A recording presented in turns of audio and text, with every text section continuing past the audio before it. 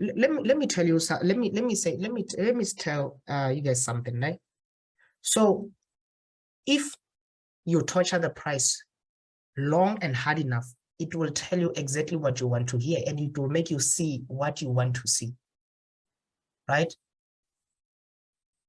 Because at the end of the day, you have to realize that, like, we're not like some of the things, if you're not in those positions, it will take time for you to get into those positions again. That's why I say that, like, guys, swing, the only reason to get out of your swing position, it's with your hedge. If you do not hedge against your already open position, then you have no need of like trying to find places and what you have to wait for the market to get to an area whereby, like, even if you get stopped out, you understand, like, okay, I got stopped out based on 1, 2, 3, you know. Are we okay? So now, let's say maybe you get stopped out here. What do you think your mind will say? Your mind will say, oh, here's another demand zone, isn't it? Because, like, now, if you have this demand zone,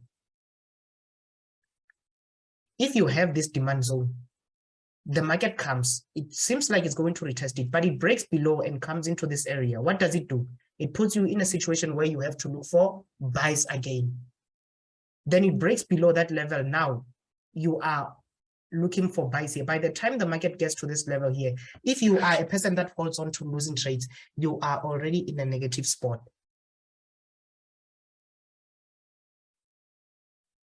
When the market is bearish on a monthly time frame, is it safe to then look for selling opportunities on a smaller time frames like the 4? Okay.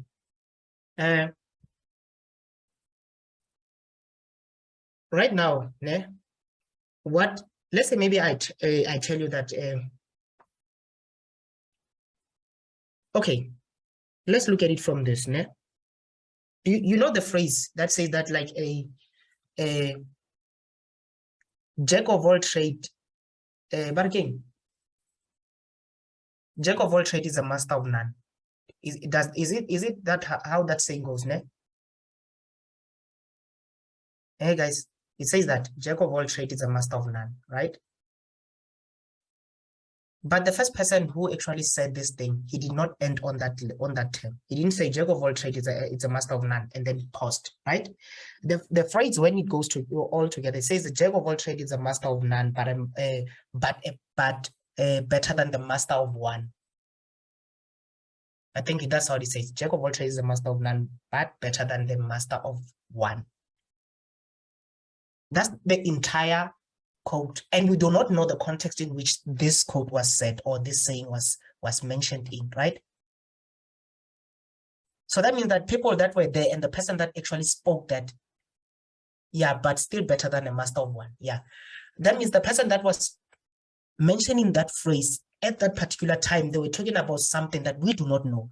So the only thing that people grasp onto, they say, no, jack of all trades is a master of none. So they twisted that thing, say that, no, you must not dabble and dip into multiple things, just focus on one thing, right? The saying itself has lost its original meaning throughout time. You get where I'm going with this? Basically, that says that, like, now, if I were to tell you something right now from me, it comes from me, from the source, from what I've thought out, right? And then I portray to you. Sharp, you grasp it? Then when you go and tell another person, you're not going to explain it the same way that I did, right?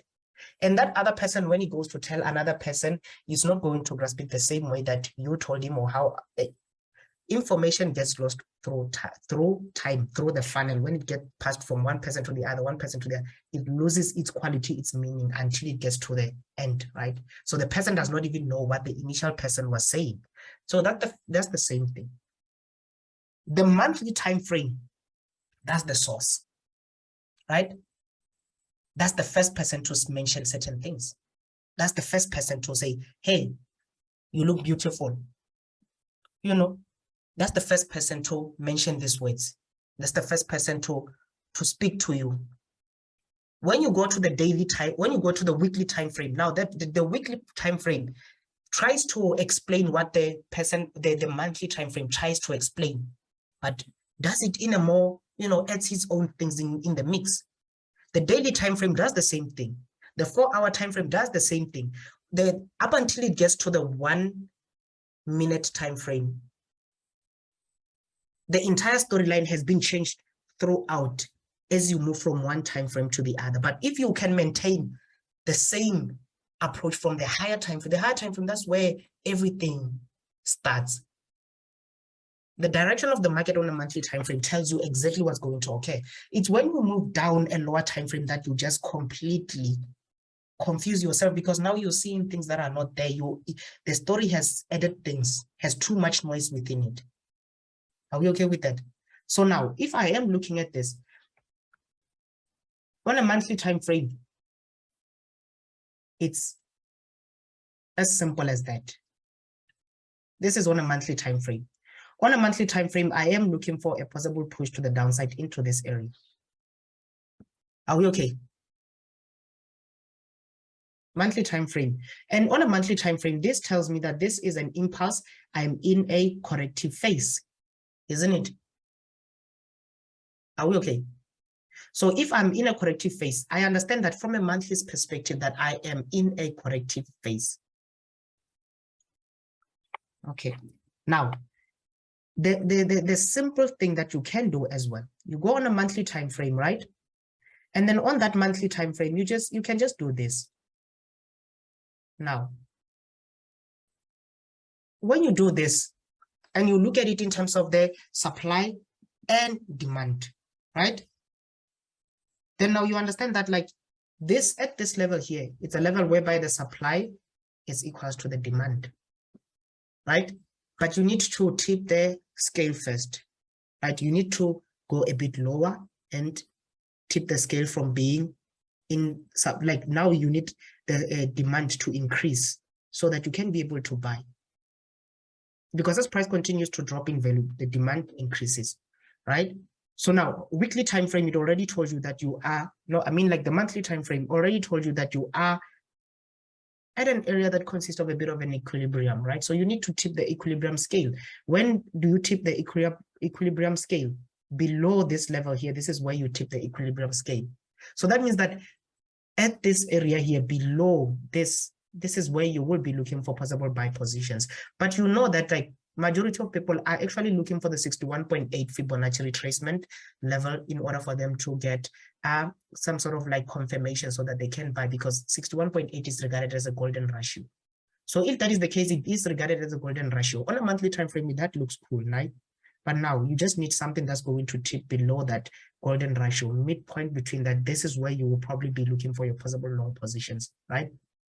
And your possible long positions. Now, this is the story you're getting on a weekly time frame. So on the monthly time frame. So the monthly time frame is basically telling you that you need to see the market continue to drop in value to such an extent that it actually tests into this area. So the monthly time frame, when you're looking at it, this is too big for you to consider taking a long position. This is big, right?